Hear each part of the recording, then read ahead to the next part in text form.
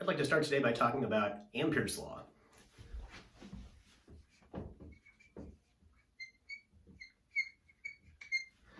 Ampere's law is kind of the magnetic counterpart to Gauss's law. So remember, Gauss's law was the following. If we have the integral over some closed surface of E dot dA, so that's the electric field dotted with the area normal vector over all, all the different parts of this closed surface. This was equal to our charge enclosed by that surface, so all the charge that was on the inside of that sphere or cylinder or whatever, divided by our constant epsilon naught. Ampere's law I'm going to write down first, and then we'll discuss it. So Ampere's law is the following.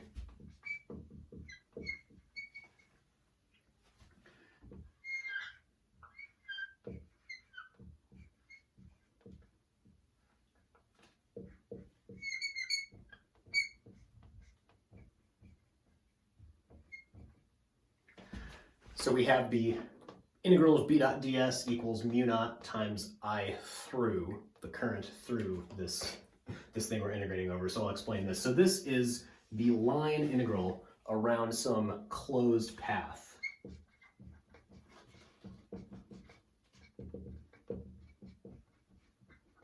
ds is the differential vector element that follows around, tangential along that path.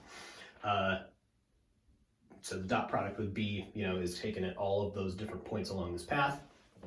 Since this is a closed path that we're doing this integral around, we can imagine, so I'm just drawing an example path here that maybe we're integrating around this. We could imagine having a current passing through this loop. So maybe there's a wire going through the middle, or maybe there's a bunch of wires going through the middle, or some wires going this way, or some wires with current going that way, and some with current going that way, or something like that.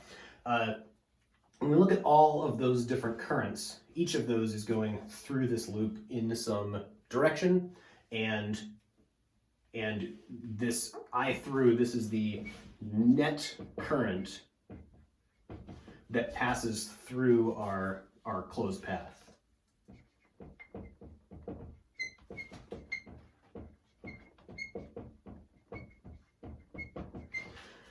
So the biggest difference between these two to draw your attention to right now is this is a surface integral. This is, when we did this integral, when we actually did this integral a few times, we integrated over the entire outer surface of a sphere, right? So we had at least we had a two-dimensional integral to do, d theta d phi if we were doing it in polar coordinate or in spherical coordinates or something like that. Here, we just have a one-dimensional integral. We are just integrating just around, what I've drawn here is kind of a circular path. We're not doing any integral over the inside, just an integral around this path. So this is, in some ways, this integral is mathematically simpler than what's going on in Gauss's law. All right, let's look at an example to kind of explain what's going on here. I guess before we do that, I should also say, for Gauss's law, we have this integral of E dot dA. We never actually calculated an antiderivative for this, right? We never plugged in a function for E and a function for A and then took the integral of that function, or in other words, took the antiderivative of that function. What we did is we wrote this down, and then we looked at this, and maybe we broke it into some parts, or maybe we didn't have to break it into parts, but in all of those cases, we just looked at what this was, and we pretty much wrote down the answer. Like on a cylinder, we broke it into the top and the bottom and the sides, and some of those were 0, and some of those were just E times A, no integral, just E times A, because the electric field was constant over the surface or something like that, and that made it very easy to evaluate the left side of this. The same thing's going to happen with Ampere's law. We're not going to be taking antiderivatives over here on the left. We are only going to be evaluating this for things that are easy to figure out just kind of by looking at.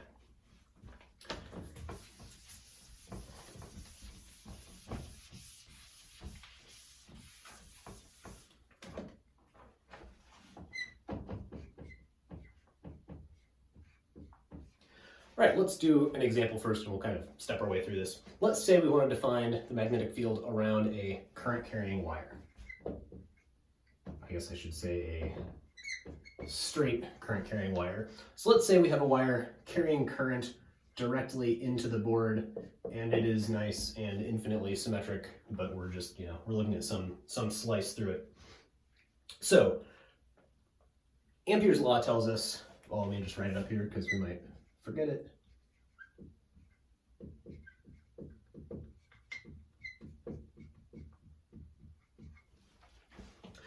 So, just like Gauss's law, this is true for any path we pick for our integral, just like Gauss's law is true for any surface we choose. It's just that some surfaces are easy to evaluate the left side than others.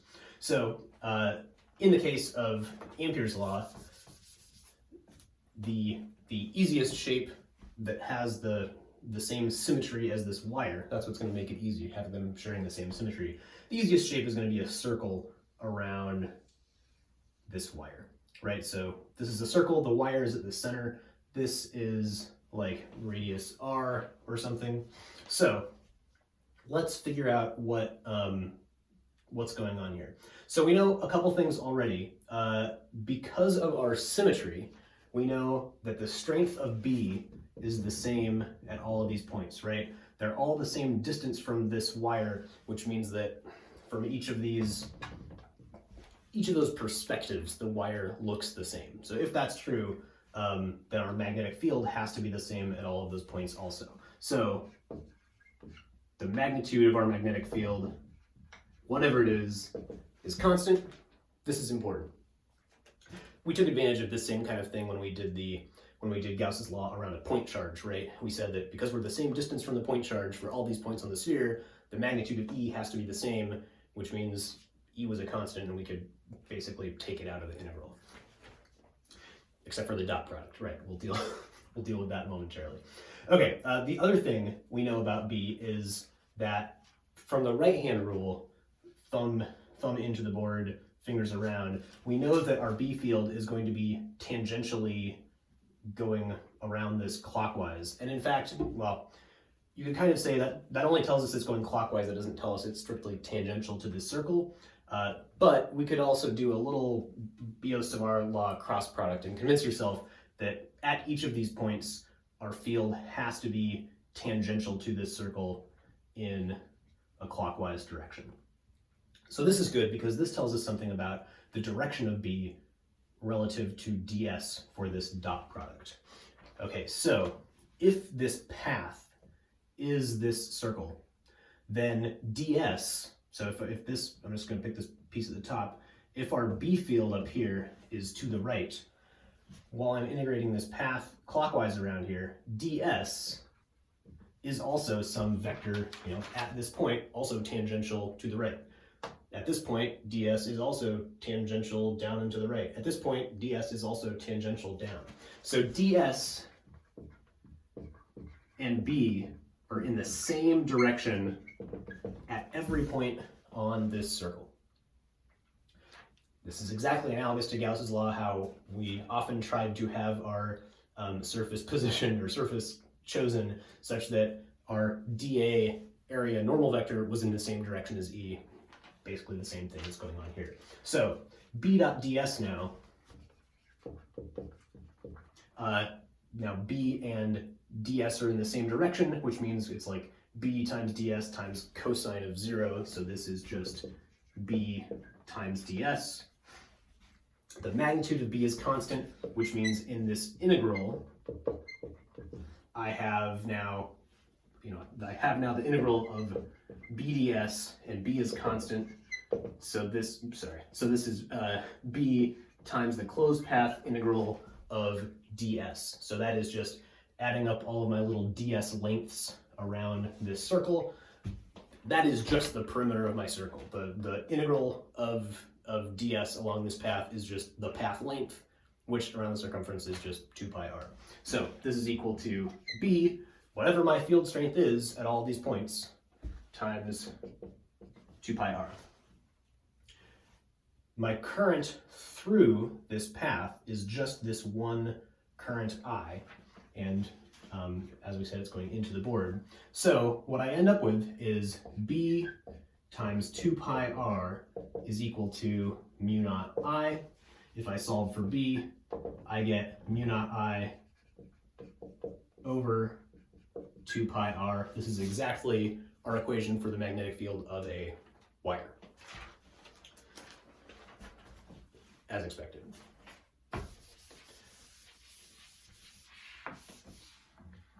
So keeping the same picture again just for a second, our integral works for any path we choose. So I could choose some path that looked like this. Let's just pick something inconvenient. So if I figure out what's going on in all the points of this square, I should still get this equation to work out the same, but now this integral on the left is going to be much more difficult to evaluate, right? If I'm looking at a point right here, my ds is down, but we do know that my magnetic field is perpendicular to this radius, so my B field is in a direction kind of like that. This angle between the two is going to change as I move along there. Also, my field strain B is going to change as I move along there. So this thing on the left becomes very, very difficult to evaluate. Not impossible to evaluate. We could probably do this integral if we really wanted to, but hopefully you realize that, like Gauss's law, just because all different surfaces or paths hold true in this equation doesn't mean they're all equivalent, and there are definitely, you know, the paths that are very, very easy to evaluate and everything else that is not easy to evaluate.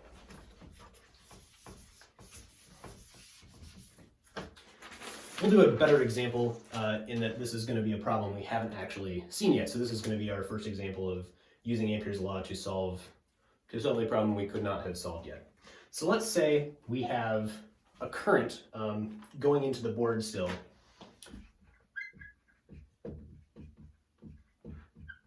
But now let's say that our current is not just at a single point. Let's say our current is being carried through a wire of some diameter, and it is equally spread across that wire. So our cross section, this is our wire here, and our current is being carried into the board kind of equally at all different points on this. So remember when we learned about this, this was our like current density J, current per area.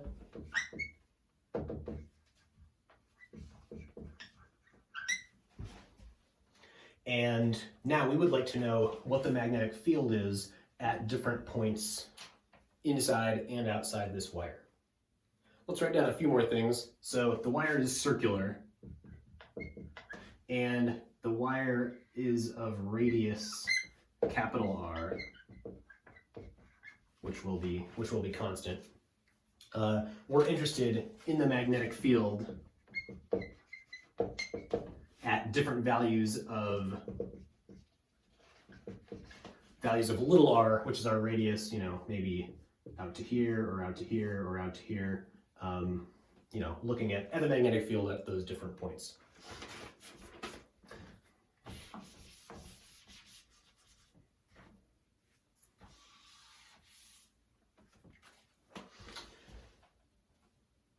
All right, so the way we do this is by picking a Amperian loop. That's our analog to a Gaussian surface. So let's first pick a loop that is outside this wire. So let's say, I guess I should do this in a different color. Let's say I pick a wire, pick a path that is out like this, some radius r bigger than our wire. So this is our little r.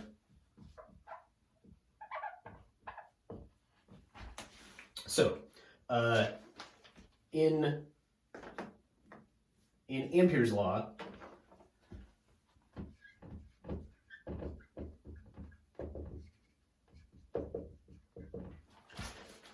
we have integral of b dot ds.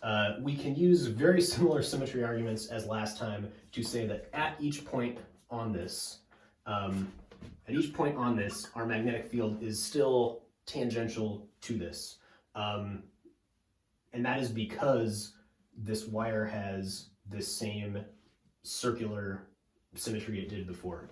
So at all these points, B is still tangential, which means it's parallel to ds. We also know that, again, because of this circular symmetry, our magnitude of B, field strength, is also constant at every point around here. So what we end up with on the left side is actually exactly the same as before. It is still B times 2 pi r. Over here, mu naught I through. Now the current through our loop is all of the current contained in the wire, which is this current density J, our uniform current density J, constant over this cross section, times the area of this cross-sectional area of this wire. So our current through this is equal to our current density, this is current per area, times our area of this, which is pi big R squared. So amps per square meter times square meters gives us amps. So now we can just solve this. So we have 2 pi r equals mu naught times j pi r squared.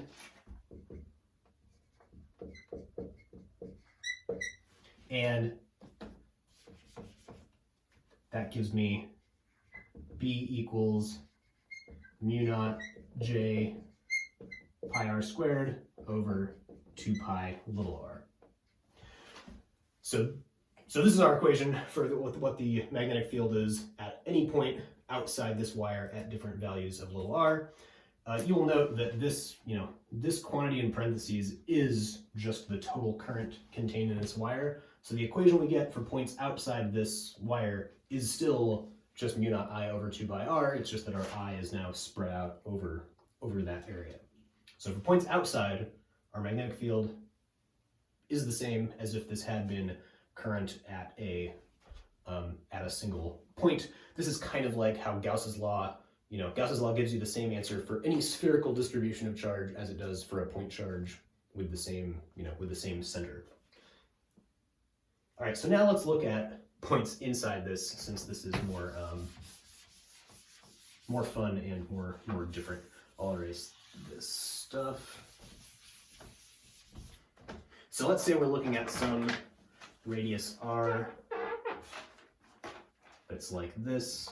So our Amperian loop, we still want to have the same circular symmetry. So it's going to be some circle that it has the same, if it was drawn better, it would be a circle with the same center as our big circular cross section. Okay, so 4 points on this. Again, because of symmetry, the magnitude of our magnetic field is constant, and again, because of symmetry, the direction of our B field is still tangential. It is still parallel to ds. So the left side of this is still equal to B times 2 pi r. This is pretty much going to happen anytime we have a current with circular symmetry that we're doing. Okay, so here's the interesting part. So now our current enclosed by this depends on r, right? Our current enclosed by this is still j times pi r squared, but now r here is little r, because if we change the size of our Amperian loop, we're changing how much current goes through that loop. Whereas if we were bigger, we make it this big, we make it this big, we make it this big, the current is still only in this part, it doesn't change. But now it is changing. Okay, so we have B times 2 pi r equals mu naught times j pi r squared.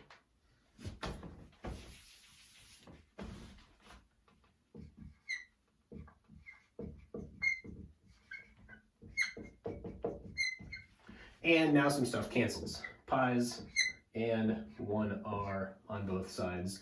So B is equal to mu naught jr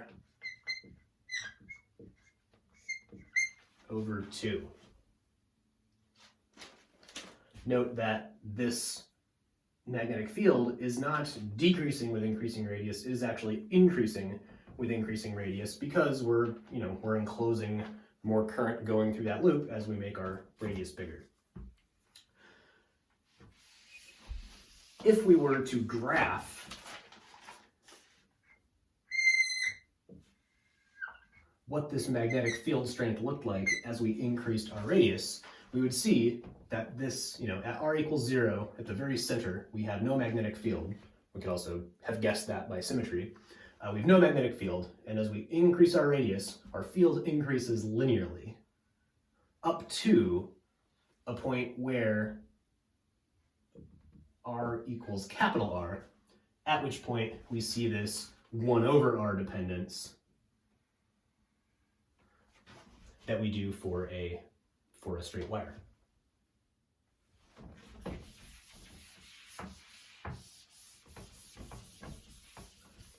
I know this is long, but let's do one more quick Ampere's law example, just in a little different geometry. Let's look at a solenoid. So here is our, I'm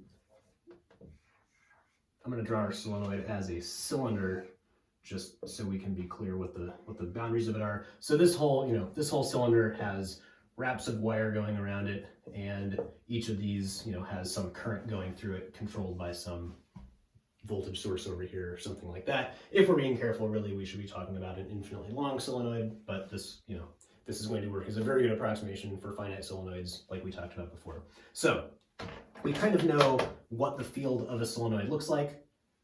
We have our magnetic field inside supposedly is uniform, constant direction, constant field strength at all these points. So let's show that with Ampere's law. So with our Amperian loop, we can pick a point inside our solenoid, and what we're going to do is we're going to want to pick a rectangular loop. So it goes vertically here, and then it goes out to somewhere outside the solenoid, and then like that. So if our field inside is in this up direction, we see a couple interesting things. First of all, our loop here is in the same direction as the field, right? So that makes this part easy to find. For this part right here, if my magnetic field is up and my path is that way, B is perpendicular to ds. So the contribution for this part of my integral goes to 0.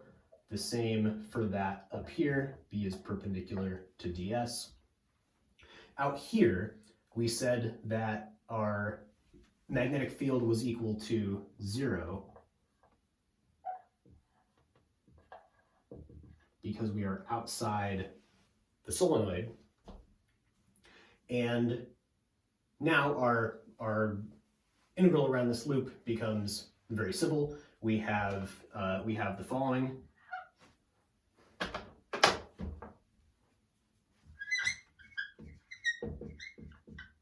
So this, all of this is 0 except for this one vertical piece, and we'll say that is length capital L, just to give it a name. So the integral value along that is just B times L. All right, so how much current is enclosed by this loop? Well, it is however much current is carried by this part of the solenoid. So depending on how many wires we have wrapping around our solenoid, we might get different answers, but we know that there are going to be like some number of wires, each with some current I. All right, so however many number of wires that is, this is going to be the length that we're picking times the number of wires per length of the whole solenoid, right? And this number of wires per length, this was our N over L from our solenoid equation we saw before, right? So the number of wires in this little piece is N over L times capital L times current I, that's the total current. So I